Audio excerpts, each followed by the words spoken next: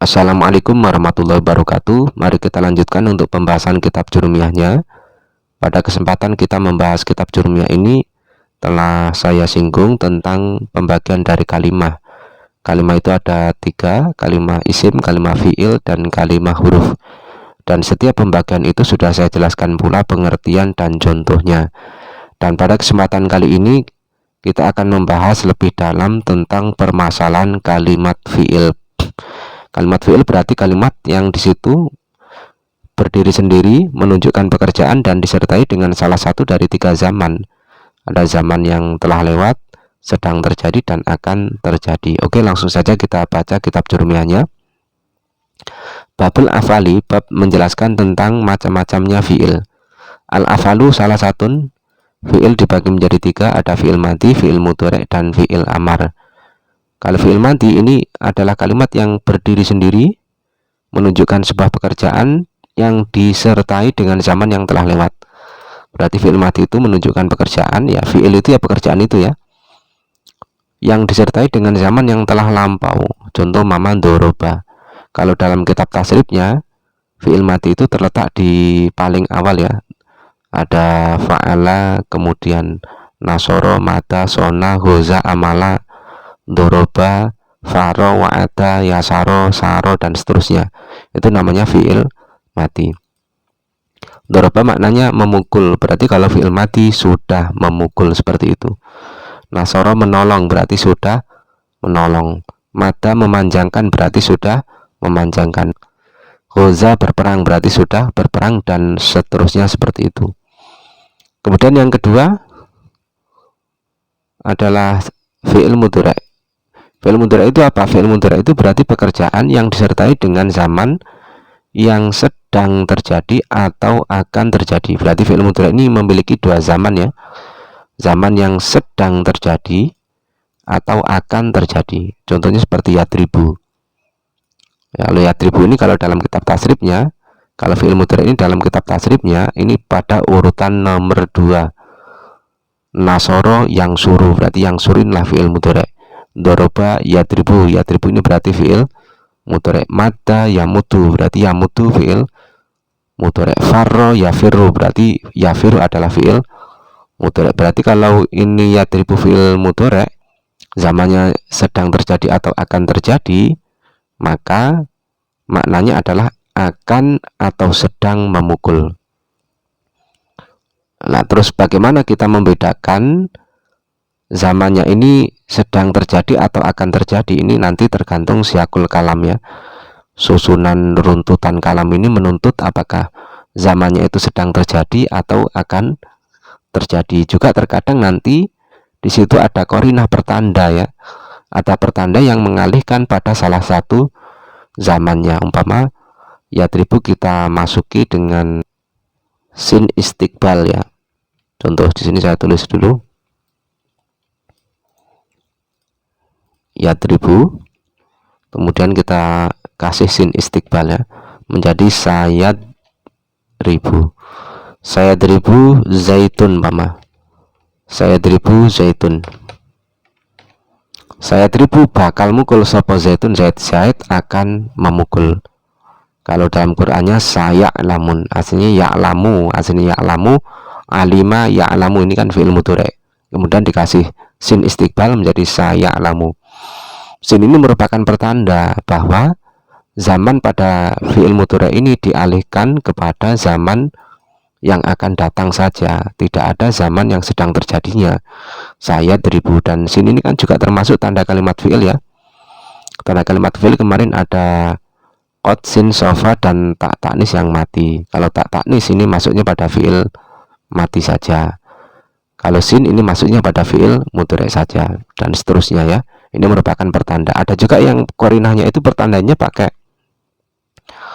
lafaz setelahnya mama. Yadribu zaitun al-ana mama. Zaid memukul sekarang, berarti ini tandanya zamannya adalah zaman yang sedang terjadi karena ada qarinah berupa al-ana. Zaid memukul sekarang, seperti itu. Kalau umpama kita ganti mama ghodan, nah ini juga bisa. Zaid memukul Ghodan besok, ini berarti tandanya yadribu maknanya adalah zaman yang akan terjadi. Zaid akan memukul besok, oh berarti tandanya yadribu bakal mukul, seperti itu. Zaid akan memukul besok dan seterusnya. Kemudian yang ketiga ada namanya fi'il amar. Fi'il amar itu berarti fi'il pekerjaan yang menunjukkan perintah, itu namanya fi'il amar. Kalau fi'il amar itu kalau dalam kitab tasrif ini setelah isim maf'ul ya, doroba yadribu, terus kemudian lanjut fahuwa doribun, wadaka madrubun. Madrubun ini berarti isim maf'ul. Kemudian idrib ya, wazannya if'il, idrib pukulah. Idrib nih contohnya ya, idrib pukulah. Ini berarti menunjukkan sebuah perintah, Kalau nasoro yang suruh ungsur, sesuaikan wazannya ya, tidak harus dikasih seperti ini. Kalau fi'il amar itu akan selalu mengikuti ain fi'ilnya, akan selalu mengikuti pada ain fi'il pada mudhoreknya. Kalau mudhoreknya di kasroh, maka fi'il amarnya juga di kasroh. Doroba yadribu, ini ain fi'ilnya berupa rok di kasroh, maka nanti pada fi'il amarnya juga di kasroh, idrib.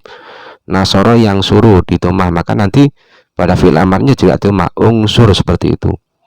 Kalau di fathah umpama fataha yaftahu, ini berarti ain fi'ilnya di fathah, nanti pada fi'il amarnya juga di fathah, iftah, bukalah, seperti itu.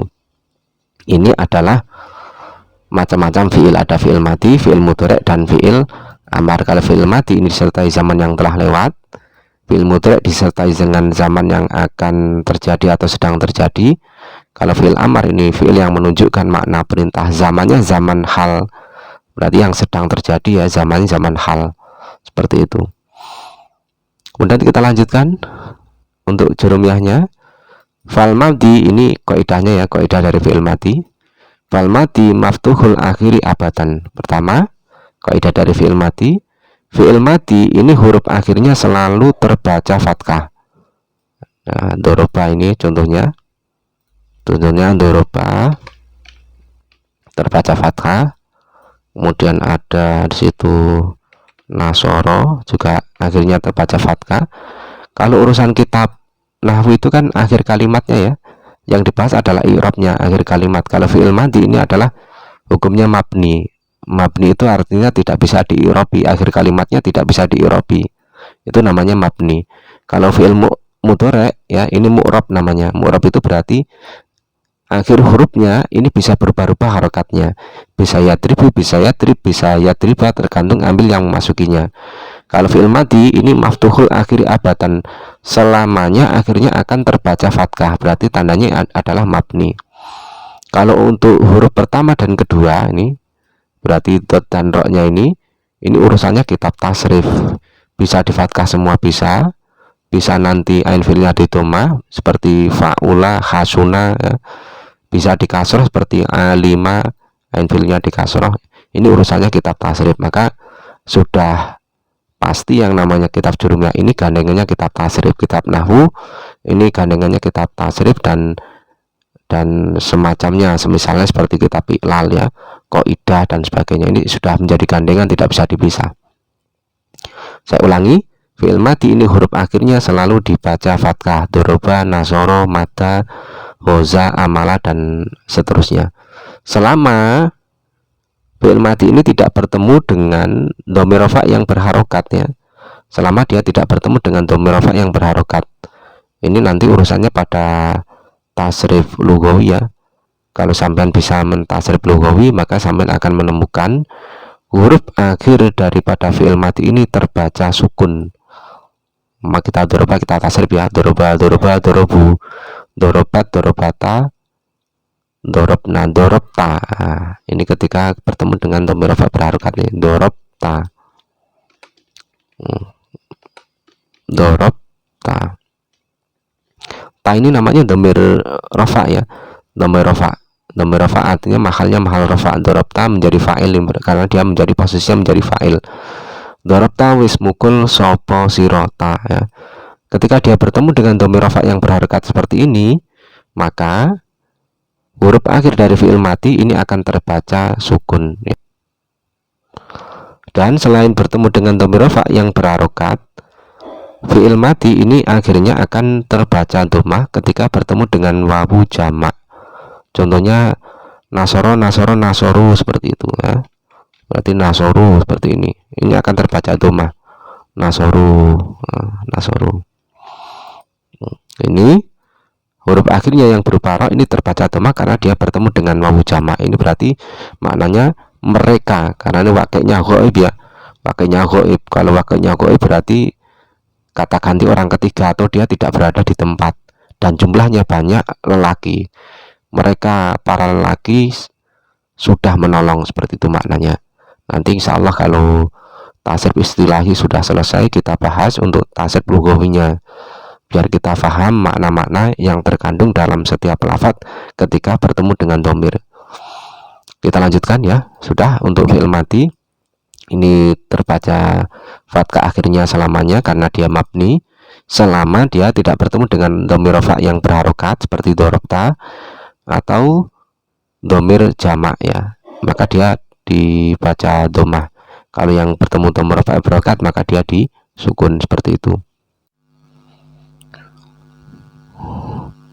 Kemudian yang kedua, kaidah yang kedua adalah fi'il amar. Wal amru majzumun abadan. Fi'il amar selalu dijazmkan selamanya. Nah, jazm itu ada dua ya, ada dengan mensukun dan ada dengan membuang. Kalau mensukun ini khusus untuk fi'il-fi'il yang akhirnya berupa huruf yang shahih seperti doroba. Ini berarti lam fi'ilnya berupa huruf yang shahih ya. Doroba, seperti itu ya. Doroba. Doroba ini huruf akhirnya berupa huruf yang shahih, maka nanti fi'il amarnya ini dengan mensukun. Berarti di sini bunyinya idrib, seperti itu. Idrib disukun. Terus ada lagi yang di situ dengan cara membuang. Ini khusus untuk fi'il madi yang akhirnya berupa huruf ilat, wawu atau ya.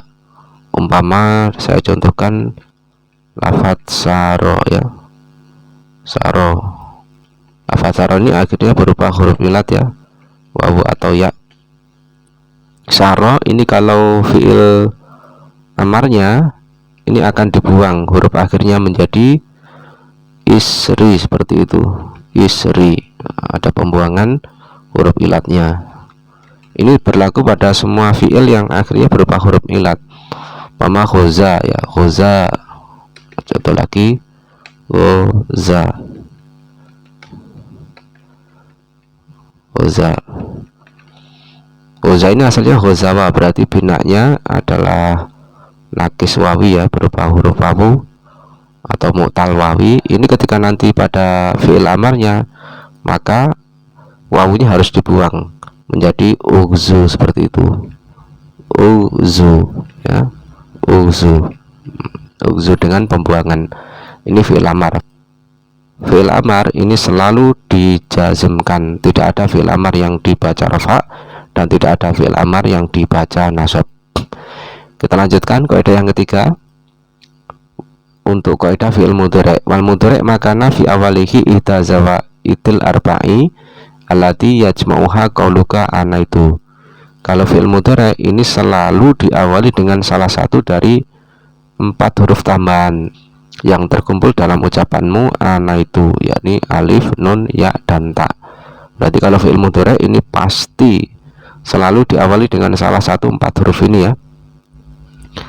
Kadang hamzah, kadang nun, kadang ya, dan kadang tak, tergantung wakeknya. Tergantung wakeknya, nanti akan dibahas di dalam tasrif lughawinya ya. Mama yadribu, yadribani, yadribuna, dan seterusnya. Contoh mama di sini kita ambilkan lafadz yadribu ya, yang diawali dengan ya. Yadribu. Berarti kalau yadribu ini wakilnya adalah mufrad mudzakkar ghaib ya. Mufrad itu berarti satu, mudzakkar itu berarti laki, ghaib berarti kata ganti orang ketiga atau orang yang tidak ada tempat. Berarti dia lelaki sedang atau sudah memukul, seperti itu. Terus ada lagi di sini tadribu. Tadribu. Kalau tadribu ini wakilnya bisa dua, bisa dia mufrad mufrad mukhatab ya, mufrad mudzakkar mukhatab, tadribu kamu memukul, seperti itu. Boleh pakainya adalah ghaibah ya. Berarti mufrad muannas ghaibah, berarti dia wanita sedang memukul. Jadi nanti ana itu maknanya sendiri-sendiri tergantung dari wakainya. Tapi yang jelas namanya fi'il mudhari ini pasti selalu diawali dengan 4 huruf ini. Terus ada lagi di sini umpama kita awali dengan hamzah ya. Adribu, kalau adribu ini namanya mutakalim wahdah, berarti mutakalim itu adalah orang yang berbicara dan hanya satu orang saja yang berbicara, namanya mutakalim wahdah. Adribu berarti saya sedang atau akan memukul. Kalau yang berbicara banyak maka gantilah dengan nun menjadi nadribu, seperti itu. Nadribu ini berarti wakilnya adalah mutakalim ma'al ghair, yang berbicara lebih dari satu orang. Nadribu berarti kami memukul. Oke, ini namanya fi'il mudhari selalu diawali dengan salah satu dari 4 huruf, hamzah, nun, ya, dan ta ya. Nah itu seperti itu. Nanti akan dibahas dalam tasrif lugawinya, berarti tinggal samain tasrif saja nanti sudah ketemu wakilnya. Yadribu, yadribani, yadribuna ya. Tadribu, tadribani, yadribna, terus tadribu, tadribani, tadribuna, tadribina, tadribani, tadribna, adribu, nadribu, dan seterusnya. Kita lanjutkan untuk jurumiyahnya. Wawa marfu'un abadan, namanya fi'il mudhari itu selalu pasti diirabi dengan i'rab rafa ya. Selama hatayatula alaihi nasibun ajazimun, selama dia tidak kemasukan ambil nasab ataupun ambil yang menjazmkan. Jadi selama dia tidak kemasukan ambil yang menasabkan atau yang menjazmkan, maka namanya fi'il mudhari ini akan selalu dibaca rafa. Berarti dia tandanya selalu dhammah seperti ini. Kemarin kan sudah kita bahas tanda-tanda i'rab ya. Dhammah menjadi tanda i'rab rafa bertempat pada 4 tempat. Salah satunya adalah pada fi'il mudhari yang akhirnya tidak bertemu apapun. Berarti kalau sampai di tanda yadribu i'rabnya apa, sama jawab i'rabnya rafa. Tandanya adalah dhammah seperti ini.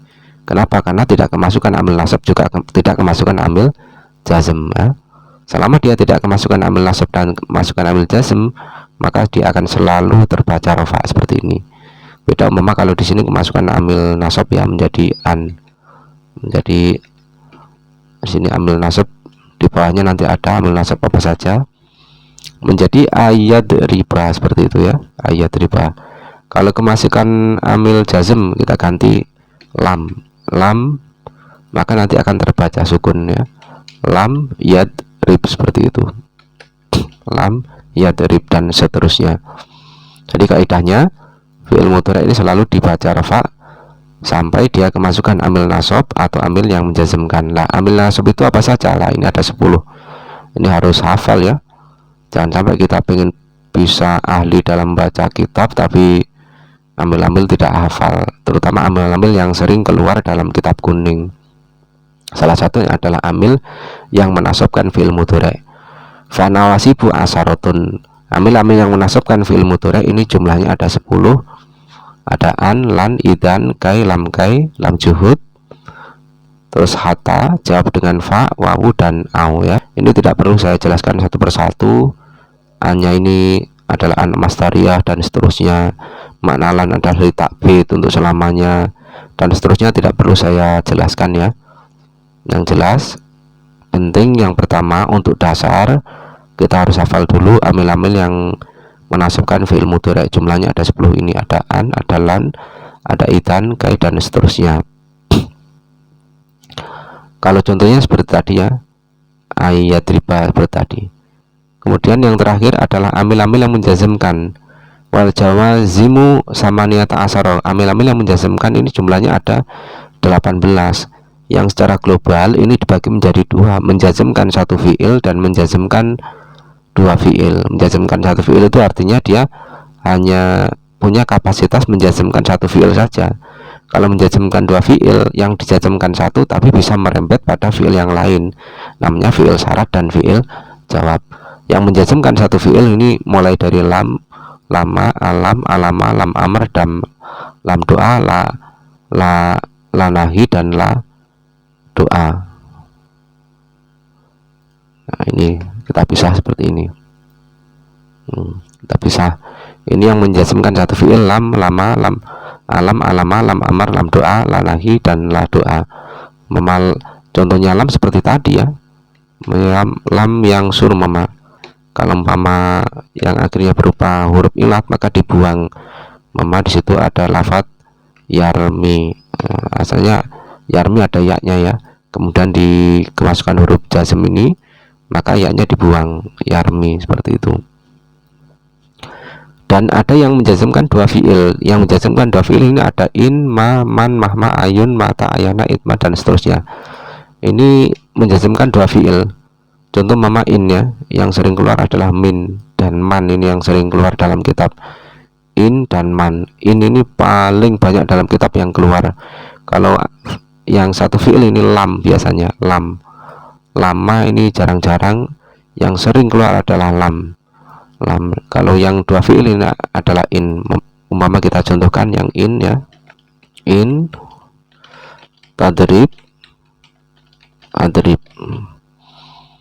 Ini yang contoh yang menjazmkan dua fiil. Jadi ini punya kapasitas menjazmkan dua fiil sekaligus. Fiil yang pertama ini namanya fiil syarat, fiil yang kedua namanya fiil jawab. Maka di situ biasanya ada, kalau jawabnya itu ada kata mongko. Mongko itu maka ya, bahasa Indonesianya. Intadrib lamun, jikalau, berarti intadrib lamun mukul sopo siro, jika engkau memukul, adrib maka saya memukul. Di sini ada dua yang dijazmkan. Pertama lafadz tadrib ini baknya disukun karena huruf akhirnya sahih ya. Terus juga di sini juga sama, adrib ini juga irobnya adalah irob jazm, tandanya adalah sukun. Yang menjazmkan siapa? Yang menjazmkan adalah ini ya. Walaupun di sini kelihatannya tidak ada innya, tapi memang dia kapasitasnya langsung bisa menjazmkan dua fiil. Intadrib, jika kamu memukul maka saya juga akan memukul. Ini sangat mudah sekali, penting. Intinya kalau saya pribadi, bagi para pemula, sampean harus hafal yang namanya kaidah-kaidah penting dalam jurumiyah ini ya. Mulai dari fiil dibagi menjadi tiga, fiil mati, fiil mudhari', fiil amar. Sampean harus tahu zaman-zamannya apa saja, kemudian tanda-tanda khususnya. Kalau fiil mudhari' ini tanda khususnya kemasukan sin dan saufa.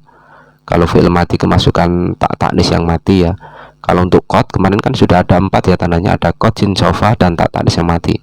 Kalau qad ini bisa masuk pada fiil mati dan juga bisa masuk pada fiil mudhari'. Kalau sin, saufa ini khusus pada fiil mudhari', dan kalau tak taknis ini khusus pada fiil mati, dan seterusnya ya. Mungkin itu saja pertemuan untuk kali ini, mudah-mudahan bermanfaat. Saya akhiri, wassalamualaikum warahmatullahi wabarakatuh.